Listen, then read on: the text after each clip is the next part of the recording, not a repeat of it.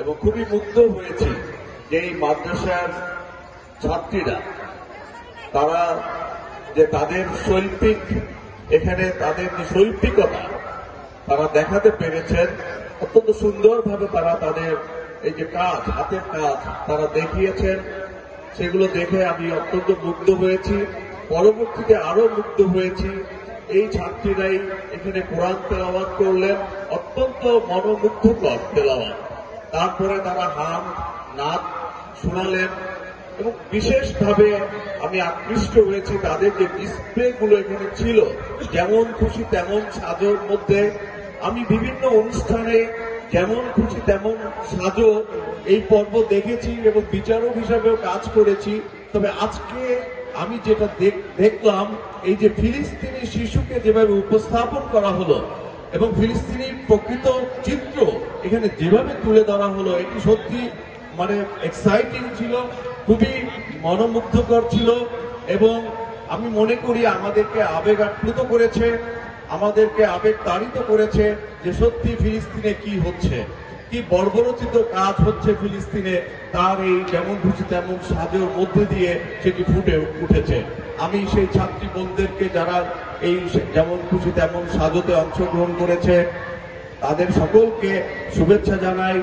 এবং এখানে যে আজকে যদিও আন্তর্জাতিক মাতৃভাষা দিবস এবং বাংলা ভাষার দাবিতে আমরা আজকে যে 52 সালে যে ভাষার দাবিতে আন্দোলন হয়েছিল সেই সময়ে যারা রক্ত দিয়েছে তারা আমাদের এই মায়ের ভাষা রক্ষা করেছে।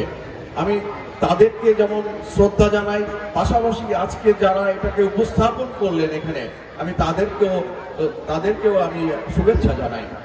আমি সংক্ষেপে যেটি বলবো যে মাদ্রাসার ছাত্ররা আজকাল এতটাই আধুনিক হচ্ছে এবং এতটাই যুগোপযোগী তারা শিক্ষা ব্যবস্থার আওতায় চলে এসেছে, এটি সত্যি গত 10-20 বছর আগেও এটা ছিল না। আমি মনে করি স্কুলের যে শিক্ষা সেখানে বাংলা ইংরেজি শিক্ষা দেয়া হয়, অন্যান্য সাবজেক্ট দেওয়া হয়, গণিত বিজ্ঞান ইতিহাস, এই সব সাবজেক্টগুলোই কিন্তু আবার মাদ্রাসাতেও রয়েছে। পাশাপাশি তাদের আরো বাড়তি যেটি শেখানো হয় সেটি হলো অ্যারাবিক, যেটি আমরা স্কুলে অ্যারাবিক শেখানোর কোনো ব্যবস্থা নাই। তো সুতরাং আমি মনে করি যে মাদ্রাসার ছাত্ররা অন্যান্য স্কুলে পড়া বা কলেজে পড়া ছাত্রদের চাইতেও এক ধাপ তারা বেশি শিখছে। ভাষা একটা এমন মাধ্যম যে ভাষা যত বেশি শক্তিশালী সেই ভাষাভাষী মানুষরাই কিন্তু পৃথিবীতে সবচাইতে অগ্রসর এবং তারাই কিন্তু সারা পৃথিবীতে রাজত্ব করতে পারে।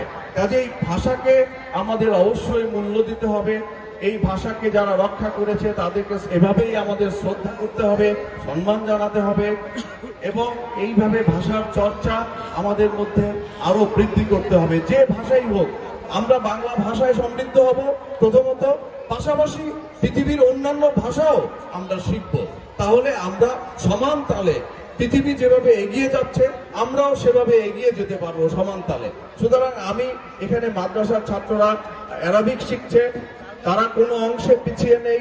তারা এই যে পৃথিবীর 54টা দেশ আরবি ভাষাভাষী দেশ রয়েছে, সেই আরবি ভাষাভাষী দেশের মধ্যে আমাদের এই বাংলা ভাষায় শিক্ষিত মেয়েরাও ছেলেরাও কিন্তু আরবি ভাষা শিখে সেখানে তারা একটি বিশাল অংশ তারা কিন্তু দখলে নিতে পারছে। তারাই কিন্তু সুযোগ পাচ্ছে আমাদের মিডল ইস্ট ভিত্তিক যে দেশগুলো রয়েছে সেখানে তারা কর্মক্ষেত্রে অগ্রাধিকার পাচ্ছে। কাজেই আরবি ভাষার মাধ্যমেও আমরা কিন্তু এগোতে পারবো। কাজেই আমরা কোনো ভাষাকেই ছোট করে দেখব না। আপনারা আরবি শিখছেন, আপনারা ইংরেজি শিখছেন, আপনারা বাংলা শিখছেন, আপনারা স্কুলের চাইতেও অনেক বেশি শিখছেন। সুতরাং আপনারা নিজেদেরকে পেছনে রাখবেন না। আমি মাদ্রাসার ছাত্র এবং ছাত্রী বোনদেরকে বলবো, আপনারা কিন্তু পিছিয়ে নেই। আপনারা আপনাদের সেই স্বাক্ষর কিন্তু এখানে নানান ভাবে এখানে রাখতে পেরেছেন। আমরা দেখলাম আপনাদের এই মাদ্রাসার পড়াশোনার মান সম্পর্কে আমরা অবগত হলাম। আমি সত্যি মুগ্ধ হয়েছি। এখানে অনেক ভালো, হয়তো শিক্ষক মন্ডলীও অনেক ভালো দক্ষ, তাদের নার্সিংয়ে এখানকার মাদ্রাসার ছাত্রছাত্রীরা অনেক দূর এগিয়ে যেতে পারবে, এটা আমি দৃঢ়ভাবে বিশ্বাস করি। আমি তারপরেও সব ভাষা সম্পর্কে বলার পরও শেষে যেটি বলবো যে আমরা বাঙালি, বাংলা আমাদের ভাষা, এই ভাষাকেই সবচাইতে বেশি গুরুত্ব দিতে হবে। আর একটি কথা, আরবি ভাষায় কোরআন নাজিল হয়েছে, সেই কোরআনের সমস্ত কিছু কিন্তু আমরা বুঝতে পারি না। আপনারা এই আরবি ভাষাটাকে আপনারা অনুবাদ করে সহজভাবে এই আরবি বা কোরআনকে আপনারা উপস্থাপন করবেন। ভবিষ্যতে এখানকার ছাত্ররা এই আরবি ভাষায় অনুদিত যে কোরআন রয়েছে সেই কোরআনকে তারা বাংলা ভাষায় অনুবাদ করে মানুষের মাঝে যদি ছড়িয়ে দিতে পারে, তাহলে এখান থেকে আরো অনেক বেশি নৈতিক শিক্ষা আমাদের এই দেশের মানুষ গ্রহণ করতে পারবে। অনেকে আরবি বলে হয়তো এখানে কি লেখা আছে সেটি বুঝে উঠতে পারে না। কাজেই এই কোরআনকে যদি অনুবাদ করে, সহজভাবে অনুবাদ করে আমরা যদি সর্বত্র এটা প্রচার প্রসার ঘটাতে পারি, তাহলে আমাদের দেশের মানুষ আরো বেশি নৈতিক শিক্ষায় শিক্ষিত হবে, কোরআনের শিক্ষায় শিক্ষিত হবে এবং কোরআন আরো বেশি মানুষকে দলবদ্ধ করতে সক্ষম হবে। আমি এই আশাবাদ আপনাদের কাছে রেখে এবং আজকের এই অনুষ্ঠান যিনি আয়োজক আমাদের বন্ধু টিটু চৌধুরী, তার মহানুভবতার কথা বলে শেষ করা যাবে না। সে অত্যন্ত মহৎ হৃদয়ের একজন মানুষ, অত্যন্ত বড় মনের মানুষ।